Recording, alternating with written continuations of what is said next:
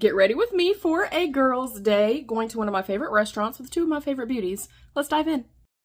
First, of course, I'm going to prime with my Alter Ego eyeshadow base. They sent me one in PR. I do get some PR from them occasionally, and I have an affiliated code with them.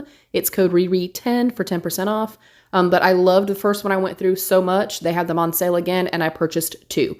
This is incredible, you guys. If you are looking for something more specifically, if you don't necessarily need a ton of coverage, this gives a little kiss of coverage, but it helps to prolong the eyeshadow wear. I feel like it makes the eyeshadows pop, and it is super dry skin friendly, which y'all know is important for me. I'm gonna go in with a secret palette. You guys will see the reveal of this very, very soon.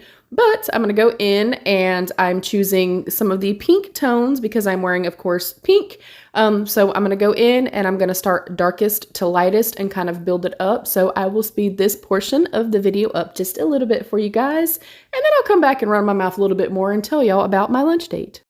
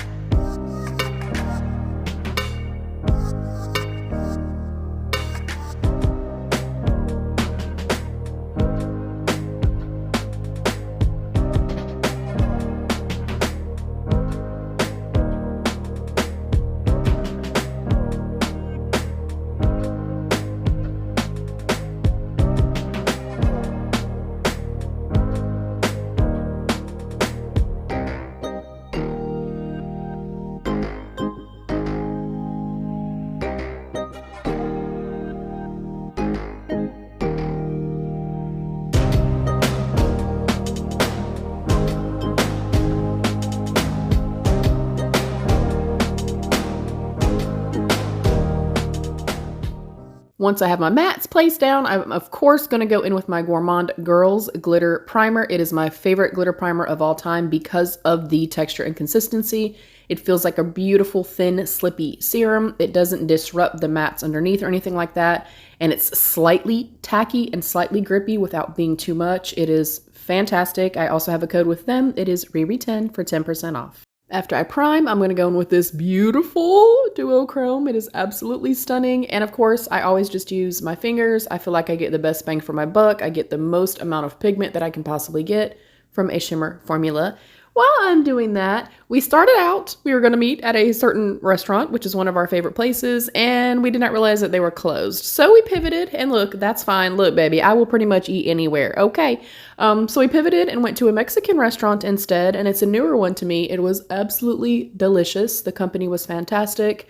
And it was just, I love my friends and my family, you guys. I love being around positive people. I love being around people that just want to live life and just live in peace and be happy. And I had a great time. It was phenomenal. Next up, I went into the Nomad Cosmetics Fairy Tale Europe palette. I just felt like I wanted something a little bit more kind of light, bright for the inner corner, and I already knew what I wanted to go in with. So I popped this on the very inner corner and then kind of like on the very beginning part of the lid, as well as putting it up to the brow bone.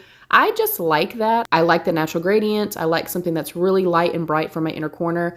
I do have hooded lids, so I like that. I like either a neon on my inner corner or a beautiful light bright inner corner. Of course, we got to go in and do these brows because they are tragic. The damn 90s, y'all. Look, I'm telling y'all right now, I do not care, which I'm not a trendy person. We know this. If thin brows were ever a trend again, absolutely no way in hell I would do that again. I'm going to go in with my Revolution Brow Pen, and then I'm going to set with my Maybelline Brow Mascara.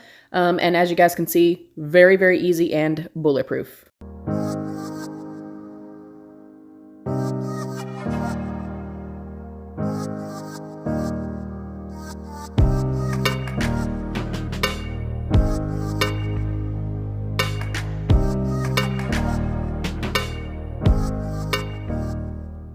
Next up, I'm going in with the Glow Recipe. These are the watermelon like hue drops. And I do want to say too, I know that sometimes these types of products can seem quite intimidating. They look a lot more rich and deep and warm than they kind of generally are once applied. But this just kind of, I like to put it either mixed in with my foundation or prior to foundation application. It just gives a little kiss of like a bronziness. It gives a beautiful level of glow, especially if you're somebody like me and you kind of need the extra hydration or the extra glow. And as you can see, as I kind of blend it in, it definitely doesn't look as pigmented as it does upon first application. It's really beautiful. I've really been using this a lot lately and loving it. Then I'm going to go in with the Hourglass foundation. This is shade 7.2. And of course, I always do one side so I can get up close and personal and show you guys. You guys, I got this. This is a very expensive foundation. I did showcase it in my most expensive makeup that I have. That was a collab with my girl Heather. But I only paid $18 for this through like the IPSY Mega Drop Shop.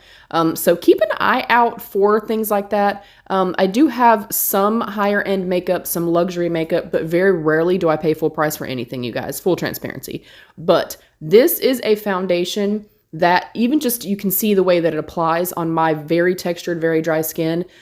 It is insanely beautiful, you guys. The texture of this, the consistency of this, the way that it wears, it almost kind of self-sets on me. I do have dry skin, but this is a foundation that, I mean, I prefer to get it on sale, y'all, but this is one that even if you did pay, you know, spend the $58 on it, phenomenal. It's absolutely gorgeous. I mean, it's great. I love it, as y'all can see. Then I'm going to go in, of course, I've used this time and time again. This was gifted by my beautiful friend, Kate. It is the Curve Case Made by Mitchell in light. And I use this almost every single time that I do my makeup application. It's just beautiful.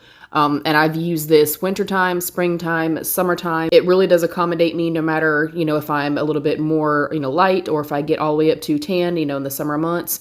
And I like the fact that, you know, there's some richness here, there's some depth here, but there's some lighter tones, there's some peachy tones, there's some pink tones. And I love it. It looks incredible on my skin. It looks really soft and diffused on the skin. I don't feel like you can kind of overdo it or anything like that. Like it just blends seamlessly and it wears so incredibly well. If you're new here, I'm sorry, y'all. Incredibly well.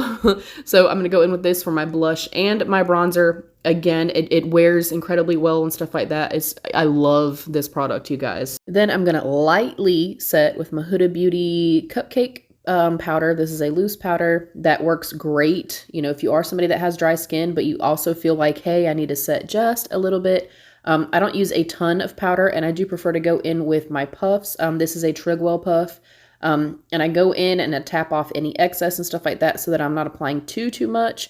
But basically I just want to set kind of around the under eye area and then maybe just in the places like around where my glasses sit or anywhere that maybe, you know, as I kind of get sweaty because it definitely is humid here. Maybe if I get a little bit sweaty or like a little too dewy, this kind of combats that. But this looks so pretty on the skin. It also offers just a beautiful kind of airbrush diffused look. Then I'm going to go in and just kind of further make the cheeks pop with my Too Faced blush. Only because if I do add a little bit of powder, sometimes it will take away from like the cream blush. This also is a way to kind of set, you know, the cream blush in place, and it just kind of aids in long wearability. I love this blush. I think it's so pretty. Again, I feel like this offers a pretty like blurred kind of diffused effect to the skin. It's so pretty and it smells yummy.